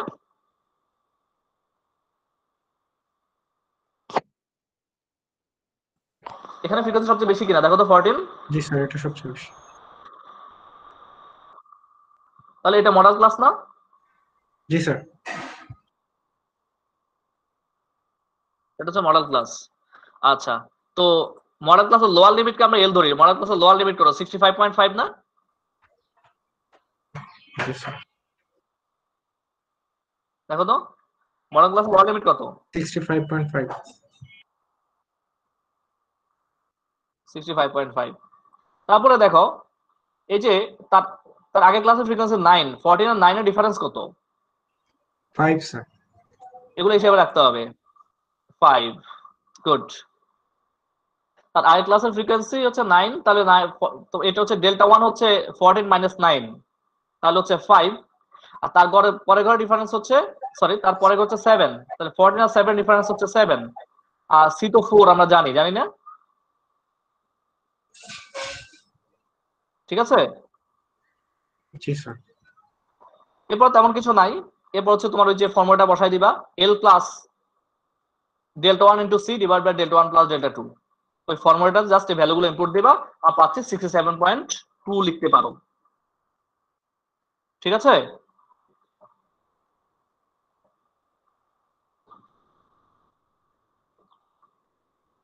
হ্যালো। জি স্যার। আচ্ছা, এই হচ্ছে অবস্থা।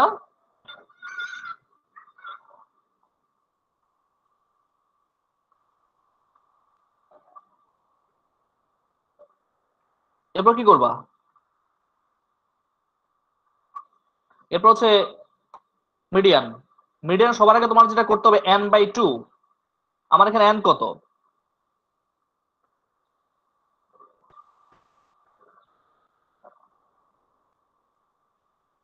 স্যার 40। আমার এখানে n কত বলো তো? n হচ্ছে 40, তাহলে n/2 কত? 20 না? জি জি স্যার। স্যার। এই জায়গাটা সবচেয়ে ঝামেলার। এখন 20 কোথা আছে এটা আমাদের খুঁজে বের করতে হবে। আর এগুলো খুঁজতে হবে কিউমুলেটিভ ফ্রিকোয়েন্সি থেকে। কোন জায়গা থেকে? Cumulative frequency. পজিশন গুলো সবসময় কিউমুলেটিভ ফ্রিকোয়েন্সি থেকে হবে। এখন এখানে একটা জিনিস তোমাকে শিওর থাকতে হবে, এখানে 5, তার মানে 1 থেকে 5 তোমার কোন ঘরে আছে? ফার্স্ট ঘরে আছে, তাই না? জি স্যার। তারপরে এখানে 10 মানে কি? 6 থেকে 10th এই ঘরে আছে। এখানে 19 মানে হচ্ছে 11 থেকে 19 এখানে, তাই না? জি স্যার। আর এখানে হচ্ছে তোমার 33, তার মানে কি? 20 থেকে 30। 20 থেকে 30। গুড। আর এখানে 40, তার মানে কি? 34 থেকে 40। আচ্ছা, তোমরা যেভাবে বলছো সেসব বলো তখন 20 কোথায় আছে? স্যার মিডিয়ানের কেটেই আসছে। 37 66 থেকে 69 ক্লাস আছে। 66 থেকে 60। 66 রাইট। থেকে 60। এই ঘরেই আমার 20 আছে, কারণ এখানে 33, তো তার মানে হচ্ছে 20 থেকে 33 এখানে, তাহলে 20 এখানেই আছে। তাহলে এটা হচ্ছে আমার তোমার মিডিয়ান ক্লাস। তার লোয়ার লিমিট 65.5। তারপর তার আগের ঘরে কিউমুলেটিভ ফ্রিকোয়েন্সি 19 না? এই যে জি স্যার। তার নিজের ঘরে ফ্রিকোয়েন্সি কত? 14 না? জি স্যার। আগের ঘর থেকে কিউমুলেটিভ ফ্রিকোয়েন্সি আসবে, নিজের ঘর থেকে ফ্রিকোয়েন্সি আসবে। আর সি তো 4 জানি। এরপর ফর্মুলাটা ফেলে দিবা, দেখছো? L plus n/2 minus f of m-1 into c divided by fm। Formula তোমাদের কাছে আছে, দেখে নিও। ভ্যালুগুলো ইনপুট দিলে 65.78 আসছে। ওকে, আমি পুরো ডাটাগুলো দেখাই দিচ্ছি, ক্যালকুলেশন নিজেরাই করতে হবে। ঠিক আছে, কারণ এক্সেল শিট দিয়ে তো তোমার ফাইনাল পরীক্ষা দিতে পারবা না। জি স্যার। ওকে, স্যার এটা আপলোড দিয়ে দিবেন না এলএমএস এ? বলো তো দিছি কিনা? জি স্যার। জি স্যার দিয়েছেন ফেসবুকে। তাহলে সেটা পাই নাই কেন? আমি ড্রাইভেও দিয়েছি, ফেসবুকেও দিয়েছি, তাও ওই ছেলে পাই নাই কেন? ও স্যার, খেয়াল করে নেই থাক।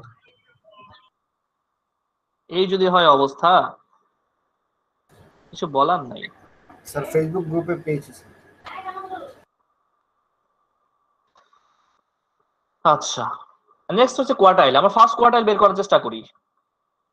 ফার্স্ট কোয়ার্টাইল যদি বের করতে চাই, তাহলে i equal to 1 1 into n/4, তার 10 10 কোন ঘরে আছে? Could you help me?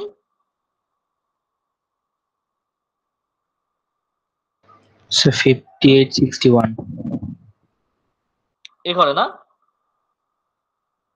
G sir. তাহলে আমার এখন এটা হচ্ছে ফার্স্ট কোয়ার্টাইল যেটা বলে, এটা হচ্ছে ফার্স্ট কোয়ার্টাইল ক্লাস। তো ঠিক আছে, ফার্স্ট কোয়ার্টাইল ক্লাস যদি এটাই হয়, তাহলে এল এখানে এল কত? 57.5। দেখো 57.5 দেখছো? তার আগের ঘরে কিউমুলেটিভ ফ্রিকোয়েন্সি হচ্ছে 5, তার নিজের ঘরে সরি এখানে, আর তার নিজের ঘরে ফ্রিকোয়েন্সি হচ্ছে 5। দেখো 5 and 5 আর সি হচ্ছে 4, তাহলে সেই ফর্মুলা বসাই দিতে হবে। তাহলে কত আসছে? 61.5 আসছে না? জি স্যার। এটা আপার লিমিটের সাথে মিলে গেছে, তাই না? এখানে 10 এর সাথে মিলে গেছে, এই জন্য আপার লিমিটের সাথে মিলে গেছে। যদি কখনো এখানের সাথে হুবহু মিলে যায়, তাহলে এটা আপার লিমিটের সাথে মিলে যাবে, তবে রিয়েল লাইফে এটা মিলার সম্ভাবনা খুবই কম। বুঝতে পারছো? জি স্যার। নেক্সট চলো আমরা থার্ড ডেসাইল বের করার চেষ্টা করি। থার্ড ডেসাইল কি? 3 into 40/10, অর্থাৎ i into n/10, 12। এবার বলো 12 কোন ঘরে আছে? Help me. স্যার এই যে 62 থেকে 6 নাম্বার 64। কলমে নাম্বার এখানে আছে না? জি স্যার। ওকে, যেহেতু এখানে আছে, তাহলে এটা হচ্ছে আমার থার্ড ডেসাইল ক্লাস। তার ল লিমিট কত? 61.5। দেখো 61.5। তারপর তার আগের ঘরের কিউমুলেটিভ ফ্রিকোয়েন্সি 10, দেখো দিস ইজ 10। তার নিজের ঘরের ফ্রিকোয়েন্সি কত? 9 না? জি স্যার। 9 আর সি হচ্ছে 4। ক্যালকুলেট করার পর দেখা গেল 62 পয়েন্ট। তুমি এখানে 62.4 লিখতে পারো। ওকে, জি স্যার। এই হচ্ছে বিষয়। এরপর লাস্ট হচ্ছে আমরা 47 পার্সেন্টাইল বের করতে চাই। 47 পার্সেন্টাইল মানে কি? 47 into 40/10 equal to 18.8। এখন 18.8 একই ঘরেই আছে, তার সবগুলো সেম হবে, শুধুমাত্র 18.8 এর ডিফারেন্সের কারণে এটা চেঞ্জ হয়ে যাবে, কারণ একই ঘরে আছে, তাই না? কারণ 19 যেখানে 18.8 ওখানেই না। জি স্যার। বুঝতে পেরেছো? না এখানে দেখো এই ঘরে 11 থেকে 19 তো এখানে, তাই কি না বলো? জি স্যার। তাহলে 18.8 এখানে থাকবে না? জি স্যার। ওটাই তো লিখলাম। তার লোয়ার লিমিট দিলাম, আগের ঘরে কিউমুলেটিভ ফ্রিকোয়েন্সি, নিজের ঘরে ফ্রিকোয়েন্সি এবং ক্লাস সাইজ। আচ্ছা, এখন আমি তোমাকে যদি তোমার একটা রেজাল্ট ব্যাখ্যা করতে বলি, তাহলে কিভাবে রেজাল্টটা ব্যাখ্যা করবা? সে আমি তোমাকে এই রেজাল্টটা ব্যাখ্যা করতে বললাম যে থার্ড ডেসাইল হচ্ছে 62.4, এটাকে ব্যাখ্যা করো। কেউ পারবা?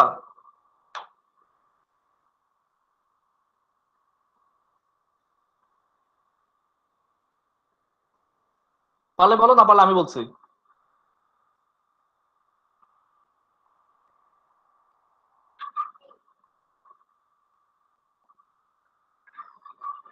Yes or no?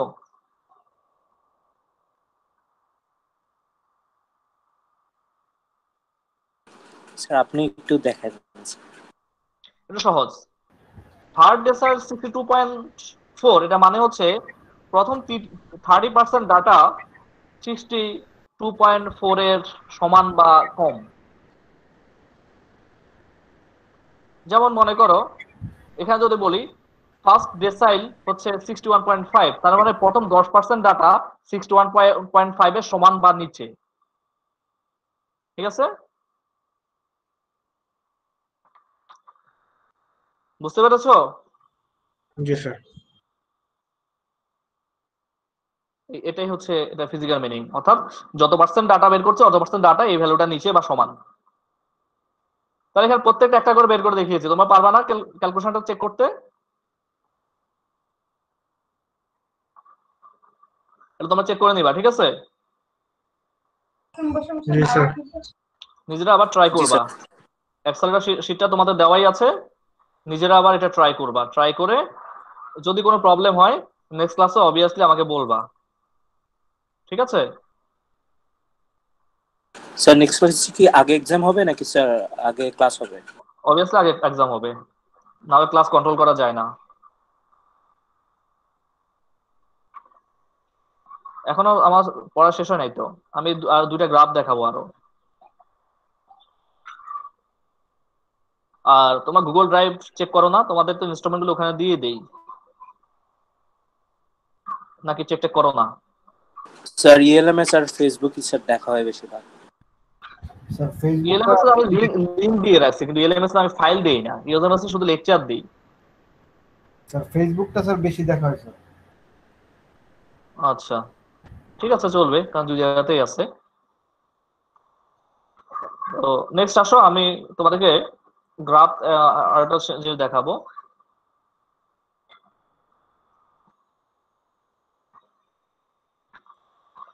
যে আমরা গ্রাফিক্যালি অনেক সময় সেন্ট্রাল ভ্যালুগুলো ফাইন্ড আউট করতে পারি।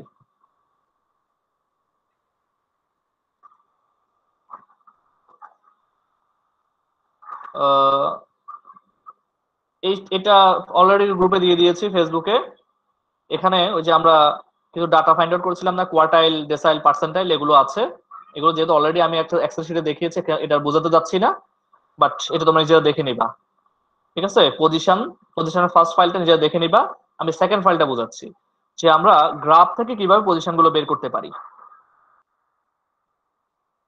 এই ম্যাপটা দেখো, এখানে বলা হচ্ছে the maximum daily temperatures in Campbelltown in June were recorded and grouped into the frequency table.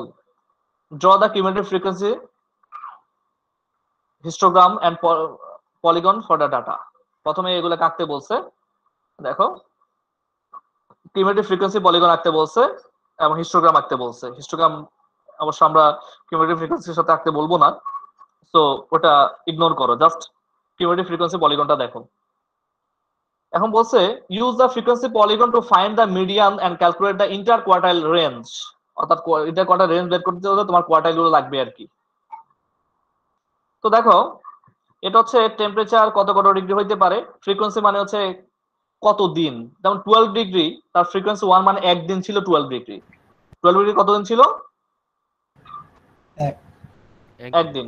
তাহলে 13 ডিগ্রি 2 দিন, 14 ডিগ্রি 6 দিন, 15 ডিগ্রি 2 দিন, আবার 16 ডিগ্রি 6 দিন, আবার 17 ডিগ্রি কয় দিন?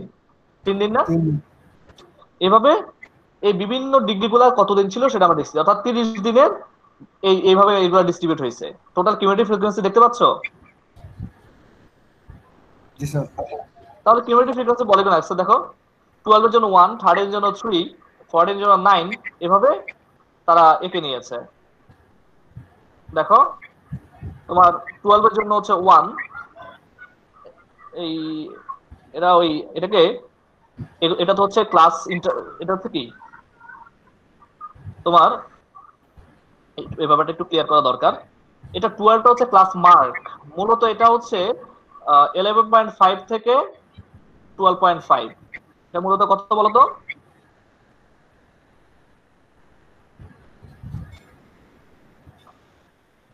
বুঝতে পারছো? তাহলে এটা কত? এটা 12.5 থেকে কত? 13.5। এইভাবে। তাহলে আমরা জানি কিউমুলেটিভ ফ্রিকোয়েন্সি পলিগন কি করতে হয়, ক্লাস আপার লিমিট ইউজ করতে হয় না? জি স্যার। তাহলে ক্লাস আপার লিমিট কত? 12.5, 13.5, এবার 21.5 পর্যন্ত যাবে না? জি স্যার। এই দেখো ওইগুলাই কাউন্ট করছে, এই 12.5, 13.5, তারপর হচ্ছে 14.5, 15.5, 16.5, 17.5, 18.5। তোমরা বাসায় কনফিউজড হবে, এই জন্য দেখাই দিচ্ছি। এটা হচ্ছে 18.5, 19.5, 20.5 and 21.5 এবং সেগুলোর ভ্যালু বসাচ্ছে। প্রথমটার জন্য হচ্ছে 1, দেখো প্রথমটার জন্য 1 না, এই যে, তারপর হচ্ছে 3, তারপর হচ্ছে তোমার এখানে চলে আসছে, এরপর এটা কত 9 মেবি না 9, তারপর হচ্ছে 11 17, দেখো 11, তারপর হচ্ছে 17, তারপর কত 20 26 20 26, তারপর 27 29 30, বুঝতে পেরেছো? এখন আমাকে যদি কিছু ডাটা এখানে ফাইন্ড আউট করতে বলছে, ফার্স্ট আমরা এখানে কিছু ডাটা দেখাই, যেমন মিডিয়ান আমাকে n/2 হিসাব করতে হবে। এখানে n কত 30 না, কত এটা ইকুয়াল টু কত 15 কিনা 15, তাহলে 15 জন আমাদের যেটা করতে হবে 15 কি এদিকে কিউমুলেটিভ ফ্রিকোয়েন্সি কোন দিকে যাচ্ছে, এদিকে না, তাহলে আমার n/2 টা এখানে আমাকে খুঁজে বের করতে হবে। n/2 টা আমি এখানে খুঁজে পাচ্ছি, দিস ইজ 15 থেকে আমি প্রথমে ভার্টিক্যালি যাব, সরি হরিজন্টালি যাব। 15 আমি যদি হরিজন্টালি যদি যাই তা দেখবা 15 আমি হরিজন্টালি যাচ্ছি, এখানে গ্রাফটাকে ইন্টারসেক্ট করছে না, করছে কিনা? জি স্যার। আমার সাথে একটু কথা বলে তোমাদের বুঝতে সুবিধা হবে। তাহলে এখানে গ্রাফটা যেখানে ইন্টারসেক্ট করছে ওখান থেকে আমরা ভার্টিক্যালি মুভ করব। ভার্টিক্যালি কি করব, ওখান থেকে আমরা এখন ভার্টিক্যালি মুভ করতেছি। দেখো এই ভার্টিক্যালি মুভ করলে এখানে আমি একটা রেজাল্ট পাবো না? জি স্যার। তো এটা হচ্ছে আমার রিকোয়ার্ড রেজাল্ট। এটা ওরা 16 লিখছে, ওরা আসলে ওই যে টেম্পারেচারকে হোল্ড করে লিখছে, এটা আসলে 16 না, 16 পয়েন্ট সামথিং হবে। বুঝতে পেরেছো? জি স্যার। এরপর যদি ফার্স্ট কোয়ার্টাইল বের করতে চাই, ফার্স্ট কোয়ার্টাইল বের করতে হলে আমার কি লিখতে হবে বলো তো? ফার্স্ট কোয়ার্টাইল তার মানে i ইনটু n/4, তাহলে কত i হচ্ছে 1 ইনটু n হচ্ছে 30 ডিভাইড বাই 4, 7.5 না? জি স্যার। 7.5, তাহলে আমাকে প্রথমে 7.5 টা খুঁজে বের করতে হবে, হয় 7.5 মেবি এটা না? তাহলে আগের মতো আমি কি করব, প্রথমে কিভাবে আসবো, হরিজন্টালি আসছি, এখানে ইন্টারসেক্ট করছে না, সেখান থেকে ভার্টিক্যালি নামবো না আবার? জি স্যার। জি স্যার। এই ভার্টিক্যাল নামার পরে আমি এখানে যেখানে ইন্টারসেক্ট করবো ওটা আমার রিকোয়ার্ড রেজাল্ট হবে। এটা কত 14 পয়েন্ট সামথিং না, ওটা 14 লিখছে। অবশ্য আমরা যখন করব আমরা যেটা পাবো সেটা লিখবো, হয়তো এটা 14.2, যেমন আগেটা 16.2 বা 3 এরকম হবে, তাই না? অ্যানসার তো স্যার সবার আলাদা আলাদা হবে না স্যার? একটু 10 মিনিট পরে এদিক ওদিক হলে আমরা মার্কস কাটবো না, কারণ যেহেতু 100% আমরা গ্যারান্টি দিতে পারবো না, তো 10 মিনিট পরে একটু এদিক ওদিক হইতেই পারে, কিন্তু 10 মিনিট আগে যেন সেম হয়, ঠিক না? জি স্যার, বুঝতে পারছি। সিমিলারলি আমরা যদি থার্ড কোয়ার্টাইল বের করি, থার্ড কোয়ার্টাইল বের করতে হলে কি করতে হবে এখানে, তাহলে 3 ইনটু 30/4 কত 22.5, তো 22.5 কোথায়, দেখো 22.5, তাহলে আগের মতোই প্রথমে এখানে গিয়ে ইন্টারসেক্ট করছে, সেখানে নিচে নেমে আসছে, এটা হচ্ছে রেজাল্ট। অবশ্যই এখানে 18 মিলে গেছে, তাই না? জি স্যার। এভাবে ক্যালকুলেট করতে হবে, পারবা না? জি স্যার। সিমিলারলি এখানে আরেকটা ম্যাথ আছে, দেখো। আচ্ছা, এখানে ইন্টার কোয়ার্টাইল রেঞ্জ বের করতে বলছি। ইন্টার কোয়ার্টাইল রেঞ্জ মানে হচ্ছে থার্ড কোয়ার্টাইল মানে ফার্স্ট কোয়ার্টাইল, এটাই বলে inter quartile range. Third quartile আর ফার্স্ট কোয়ার্টাইলের ডিফারেন্সটা কি? Inter quartile range. নেক্সট দেখো, একই ফিগার থেকে আমাদের এখন বিভিন্ন ডেসাইল গুলো বের করতে বলছে। এই ডেসাইল গুলো বের করতে পারবা না? প্রথমে তুমি লোকেশনকে ফাইন্ড আউট করবা, i ইনটু 30/4 30/10। তো যদি ফার্স্ট ডেসাইল বলে i ইকুয়াল টু 1 এর জন্য হচ্ছে কত, লোকেশন কত 3, তারপর d3 বলছে i ইকুয়াল টু তাহলে কত 3 না? 3 এর জন্য এটা হবে কত 9 হবে না? ঠিক আছে? এই বিভিন্ন ভ্যালুগুলো আমরা এখান থেকে খুঁজে বের করব। তাহলে i এর বিভিন্ন ভ্যালুগুলো আমরা বসাবো, i = 1 2 আপ টু 9 পর্যন্ত। তো প্রথমে i = 1, 1 হলে কত হয়? 3। প্রথমে এখানে 3 পাইছে, এটা ভার্টিক্যাল হরিজন্টালি গেলে এখানে পাওয়া যায়, সেখানে এখানে চলে আসছে। রেজাল্ট কত? 13.5 না? জি স্যার। তারপর i = তুমি যদি 3 বসাও তাহলে হচ্ছে 9। দেখো 9 হরিজন্টালি আসছে, এখানে ইন্টারসেক্ট করছে, এখানে চলে আসছে। এটা কত? 14.5 না? ঠিক আছে? জি স্যার। তারপর i = 4 বসা, 12 এখানে গেছে, এখান থেকে আসার পরে এখানে পাইছে। এটা 16 লিখছে, অ্যাকচুয়ালি এটা 16 হবে না, d4টা 16 হবে না, এটা 15.6 এর মতো হবে, তাই না? অর্থাৎ তোমরা আনুমানিক যেটা পাও, বাকিগুলো এইভাবে। লাইক এখানে d8 লিখলে এখানে 8 বসাও, তো 24 এখানে ইন্টারসেক্ট করে এই জায়গাতে, এখানে নেমে আসছে, তাহলে এবার 18.2 বা এরকম কিছু একটা হবে। এক্স্যাক্টলি 18 না, 18.2। বুঝতে পারছো? জি স্যার। তাহলে এভাবে ডেসাইল, কোয়ার্টাইল, ইভেন পার্সেন্টাইলও ক্যালকুলেট করা যায়। এখানে পার্সেন্টাইল দিয়েছে কিনা? আচ্ছা, এখানে আমি একটা পার্সেন্টাইল দেখাই। এখানে কয়টা ডাটা টোটাল? 320টা না? ধরো আমি তোমার এখানে 80 ফিট পার্সেন্টাইল বের করতে চাই। 80 ফিট পার্সেন্টাইল মানে P85। তাহলে আমার প্রথমে লোকেশন বের করতে হবে, i × n/100, তাই না? তাহলে আমার এখানে i হচ্ছে 85, n হচ্ছে 320 ডিভাইড বাই 100। একটু হেল্প করো তো, কত হয়? কত হয়?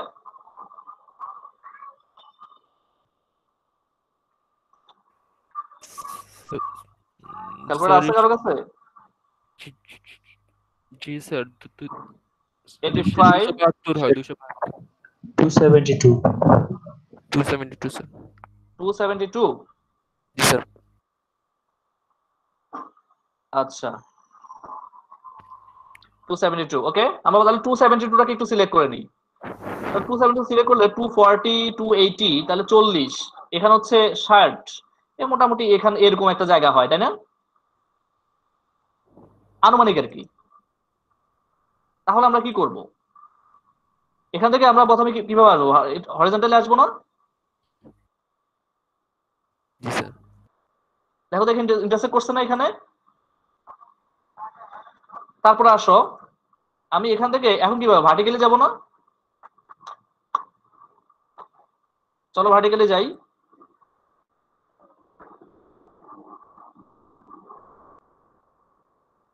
দেখো তো এই ভ্যালুটা কত হইতে পারে, এই জায়গাটা 78. আনুমানিক আর কি। জি স্যার। 78 79 এরকম। আমরা একটু এটাকে চিন্তা করি। কি হলো, আমরা চিন্তা করবো একটু। 75 85, তাহলে এটা হচ্ছে 80 78 এর মতো না? জি স্যার। ওকে, 78। বুঝতে পারছো ব্যাপারটা কিরকম হচ্ছে? ক্লিয়ার?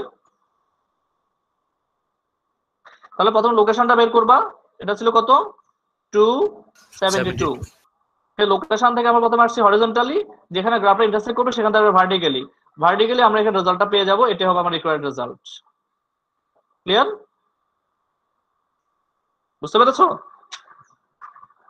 জি স্যার। তাহলে ডেসাইল, পার্সেন্টাইল, কোয়ার্টাইল সবই আমরা এইভাবে ক্যালকুলেট করতে পারবো। তাহলে বাকি রইল কি? মিডিয়ানও ক্যালকুলেট করতে পারবো। যে মিডিয়ান দেখো 160 এখানে ক্যালকুলেট করছে, এখানে আসছে, তারপরে এখানে চলে আসছে। তো দেখে মনে হচ্ছে এটা 66 হবে, তাই না? মনে হচ্ছে না এটা 66? জি স্যার। 66। তাহলে মিডিয়ানটা 66। সো তাহলে বাকি রইল কি? আমার মনে হয় মড বাকি রয়ে গেছে, তাই না? আমরা শুধু মড পাই নাই, কি বলো? হ্যালো,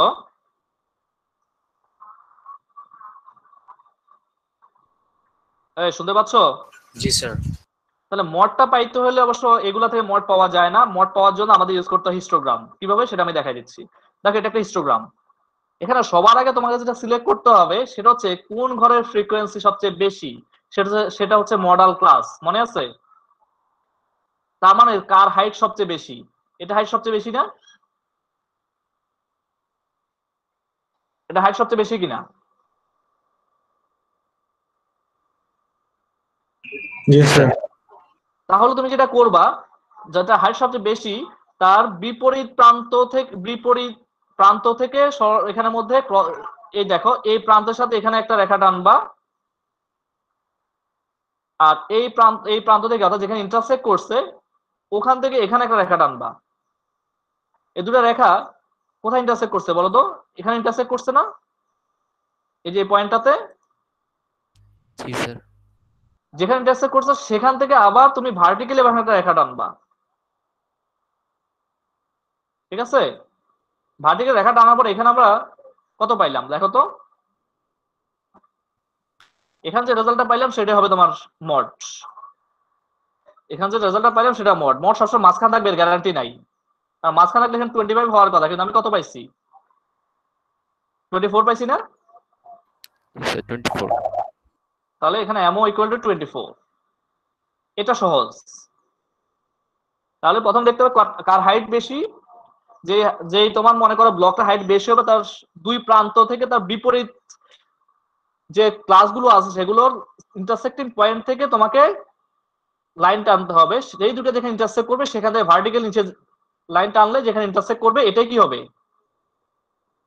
মড হবে। বুঝতে পারছো?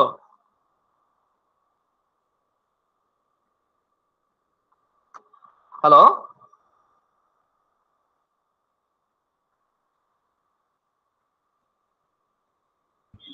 তোমরা কি শুনতে পাচ্ছ?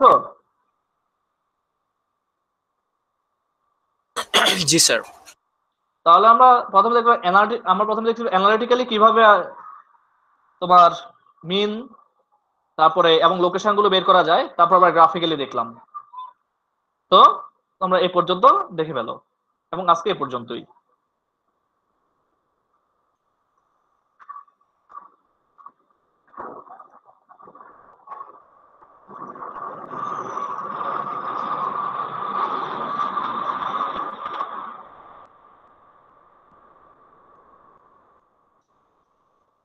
তাহলে নেক্সট দিন ক্লাস টেস্ট হচ্ছে। ক্লাস টেস্ট কোন কোন চ্যাপ্টারে বলো?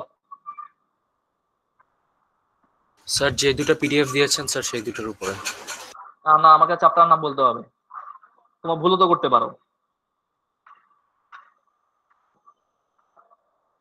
স্যার চ্যাপ্টার নাম বলতে পারছি না স্যার। স্যার চ্যাপ্টার 7 আর 8। গুড, 7 এবং 8। চ্যাপ্টার 7 একটা হচ্ছে ইন্টারভাল এস্টিমেশন, আর এটা কি? Test of hypothesis. ঠিক আছে, জি স্যার। ভালো করে পড়ো। স্যাটারডে ক্লাস টেস্ট হবে, আর ক্লাসের শুরুতেই ক্লাস টেস্ট হবে। ওকে।